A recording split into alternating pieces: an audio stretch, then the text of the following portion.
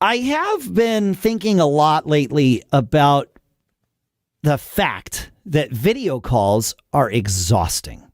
And a lot of the meetings... How are they exhausting?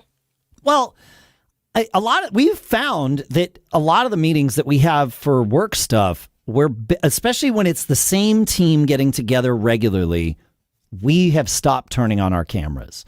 We use Zoom still because we have a subscription and whatever, and it's a decent platform and everybody it's already tweaked out and all that good stuff. And certainly, if we need to use video either for our faces, which is less common, or for to share our screens or whatever. And stuff, sure. Yeah, it's all right there. So it's super, it's great. But the video thing, we and I've found even if it's, if it's like an introduction call with a client or, customer or a vendor or whatever, the video's fine. Like, it's good. You get to see each other's faces and that's helpful. But once it becomes a working call, I will often suggest, hey, let's turn our cameras off so that we can actually just work and not be distracted by this. I can see that. And I've looked, and there's been a couple of studies done about this, right? There's one at Stanford that I'll link to in the show notes, and they dug into all of this. They're like, why are they exhausting? What's the thing? Well, there's 4 reasons they came up with. Number 1, excessive amounts of close-up eye contact is highly intense, and that is true. However, I find, and this is certainly just me being, self-focused here, but I think that's part of the issue, that number 2 is that seeing yourself during video chats constantly in real time is fatiguing. It is. I would agree with that. Yeah. And I've seen other studies that say, that the number is somewhere about 80% of the time. Most people are looking at themselves, not I get that. at everybody else. So what do I look like? Am I this or that? Do I look okay? Yeah. Everybody's doing it. You look fine, and it doesn't matter because nobody's looking at each other. That's they're all looking at themselves. Yeah. And then there's the fact that video chats reduce our usual mobility, right? If I'm having a conversation with you, you and I are a little different because we've been doing these conversations for 9+ years, tethered to our desks because we do them as podcasts. But if you and I were going to have a chat about something, I would have my AirPods in and I would be walking around my office or on my deck.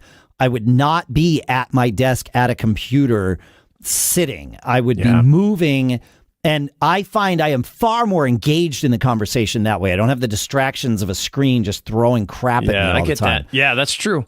It is easier to focus because you're not, bells and whistles aren't going off and different things. Right. And, and then the last thing that Stanford came up with was they said that the cognitive load is much higher in video chats.